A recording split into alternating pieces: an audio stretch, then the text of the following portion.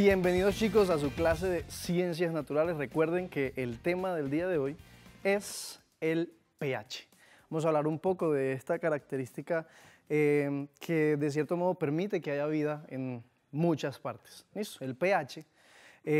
Vamos a ver qué función cumple en la naturaleza, por qué hace parte de lo que conocemos o consideramos factores abióticos, o sea, que permiten que se lleven a cabo procesos vitales, que permiten que los organismos vivos vivan en el entorno donde pues generalmente les gusta vivir. Entonces para ello vamos a tener dos metas indispensables el día de hoy. La primera es comprender que el pH permite el crecimiento de vida unicelular en diferentes superficies y además evidenciar mediante experimentos la acidez o basicidad de las sustancias de nuestro cotidiano, de nuestro día a día. Entonces, estén muy atentos porque vamos a comenzar. Entonces, resulta que ¿qué es el pH? Podemos definir, podemos hablar del pH como qué tan ácido o qué tan poco ácido es una sustancia. Bien, entonces podemos estar midiendo la acidez o incluso el lado opuesto de lo ácido, que es lo básico. Bien, vamos a relacionar esas dos palabras como contrarias. Ácido es algo que lo hace a uno mover la cara muy raro, hacer muecas muy particulares, y lo básico va a ser lo contrario de eso ácido. Bien, vamos a tenerlo ahí claro. Pero además vamos a ver adelante que en la mitad hay una palabra diferente que va a relacionar a estas dos. ¿Ok? Entonces, nosotros generalmente con uno de nuestros sentidos podemos identificar a qué nos saben las cosas. Podemos identificar cómo es que las tajadas saben a tajada, cómo es que el arroz sabe a arroz, cómo es que el limón sabe a ello. Bien, ¿gracias a qué? A muchas propiedades diferentes que presentan los alimentos, ya sean alimentos provenientes de animales, ¿sí? Como por ejemplo la carne, como por ejemplo el huevo, o alimentos provenientes de las plantas. ¿Ok?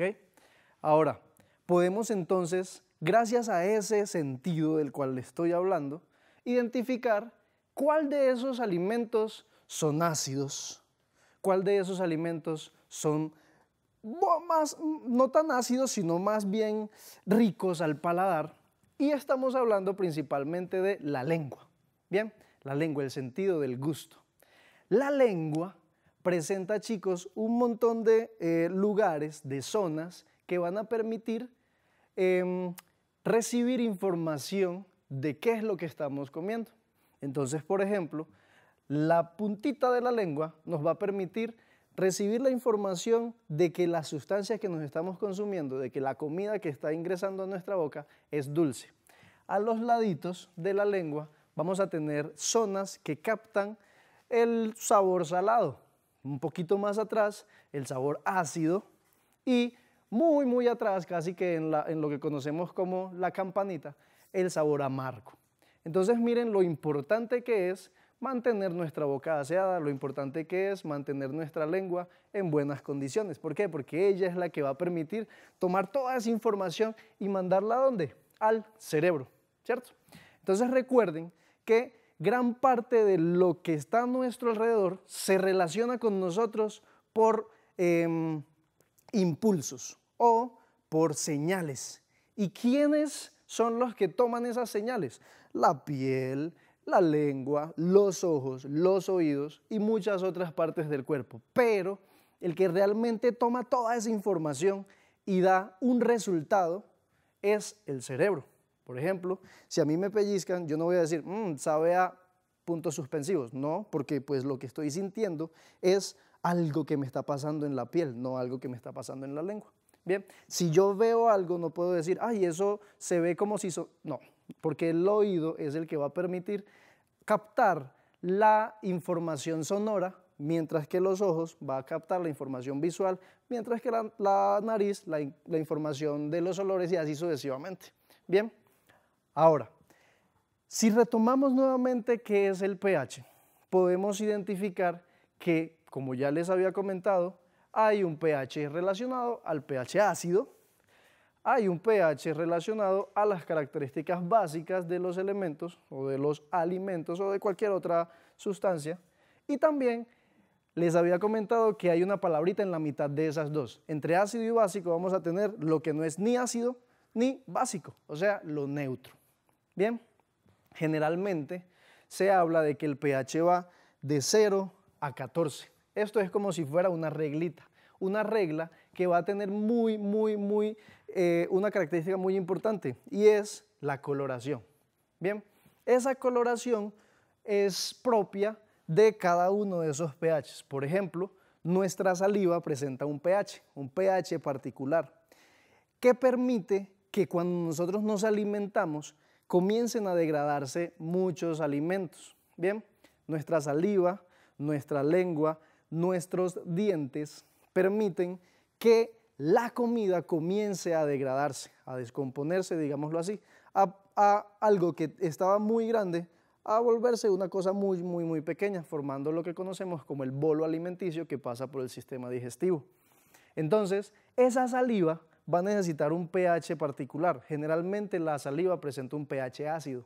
Bien, también ¿por qué? Por algunos organismos unicelulares, o sea, microscópicos, que viven ahí. Ya vamos a hablar de ellos. Entonces recordemos, escala de pH de 0 a 14, hay pHs ácidos, hay un pH neutro y hay pHs básicos. Pero ¿cuáles son los pHs ácidos? De 0 a 6 o un poquitico cercano a 7, podemos decir que son pHs ácidos. Los alimentos, las sustancias que tengan un pH igual a 7 presentan un pH neutro y un poquitico más allá de 7 hasta 14 podemos decir que es un pH básico. ¿Ok? Entonces podemos, fácilmente identificar cuál sería el pH de cada uno de los elementos que encontramos en nuestra casa, por ejemplo. Entonces miremos que cuando hablamos del contenido de las baterías que utilizamos para, por ejemplo, los relojes, presenta un pH muy ácido, un pH igual a 0. Pero si vamos al interior de nuestro cuerpo y hablamos del ácido estomacal, que al igual que la saliva permite que se degraden, que se descompongan nuestros alimentos en sustancias más pequeñas, tiene un pH igual a 1. O sea, un pH muy ácido. Bien, el limón además está en la escala de pH con un pH igual a 2. Y así sucesivamente podemos irnos, miren esto, las gaseosas tienen un pH igual a 3. Es por eso que cuando tomamos mucha gaseosa, estamos perjudicando nuestro cuerpo porque le estamos echando mucho más ácidos de los que tenemos en nuestro cuerpo. Y es por eso además que cuando tomamos gaseosa, los dientes se nos comienzan a tornar un poquitico más amarillentos. ¿Por qué? Porque también se está cambiando el pH de la boca. Recordemos entonces, como les había comentado, la saliva ya tiene un pH específico, pero si le echamos otro pH más ácido, entonces estamos ahí cambiando muchas cosas de nuestro interior. El tomate también hace parte de las sustancias o de los elementos que presentan pH ácido. El tomate tiene un pH no tan ácido como las baterías o como nuestro interior estomacal, sino más bien tirando al neutro, un pH igual a 4.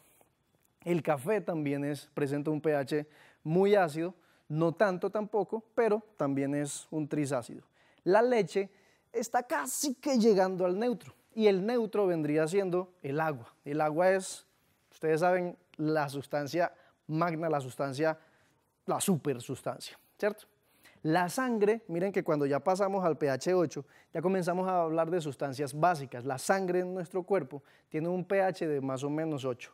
El huevo que utilizamos para nuestros desayunos e incluso para la deliciosa bandeja paisa tiene un pH de 9 y así sucesivamente. Miren acá algo muy importante. Cuando a veces ustedes escuchan que una persona sufre de reflujos o de gastritis, utilizan generalmente unas pastillas o un líquido que permite que esa acidez de la cual hablamos que tiene el estómago, los ácidos estomacales, se disminuya un poco. ¿Ok? Entonces, esas pastillas o esos líquidos que se toman generalmente para bajar esa acidez, lo que realmente presentan es una característica básica que permite que el ácido que ahorita está quemando sus entrañas baje un poquito. Bien, y así sucesivamente podemos seguir hablando de todos los elementos que encontramos en nuestra casa, por ejemplo los blanqueadores, que presentan un pH muy básico.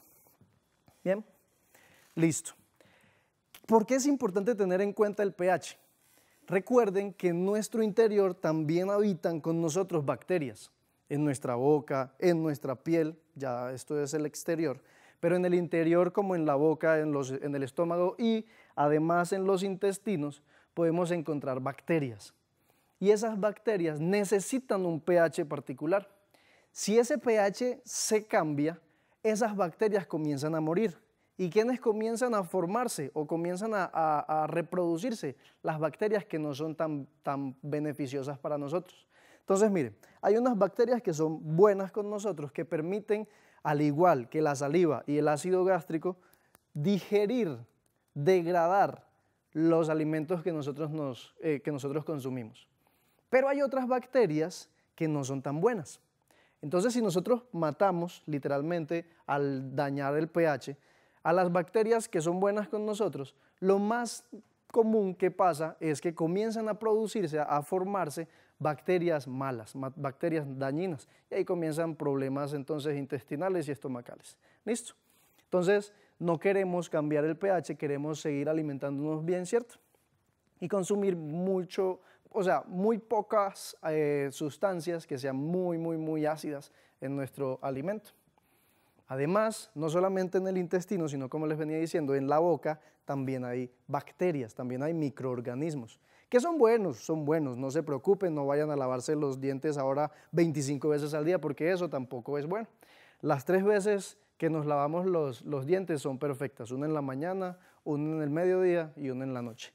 Bien, eso permite que las bacterias que se mantienen en nuestra boca sigan siendo así, beneficiosas para nosotros, que permitan esa degradación y la absorción de nutrientes. Bien, ahora, en las plantas también es importante el pH. ¿Por qué? Porque gracias al pH las plantas pueden crecer sanas y fuertes y dar frutos que después nosotros nos vamos a consumir. Bien, entonces, cuando nosotros abonamos el suelo de las plantas, estamos permitiendo que un pH se forme, que se forme un pH óptimo para el crecimiento de esas plantas y para su reproducción, o sea, para la formación del fruto. Bien, si ese pH cambia, comienzan a formarse hongos, comienzan a crecer hongos alrededor de las plantas y eso no permite que las plantas crezcan bien. Hay algunos hongos que son ventajosos y que permiten que las plantas crezcan mucho más que pues, otra planta que no tenga hongos, pero hay otros, y en su gran mayoría, que no, que se alimentan de los nutrientes que generalmente toman las plantas. Bien, los hongos, como ya les venía diciendo, también tienen unas características importantes para poder crecer. Es por eso que los hongos, por ejemplo, comienzan a crecer en lugares muy húmedos que tienen un pH en particular.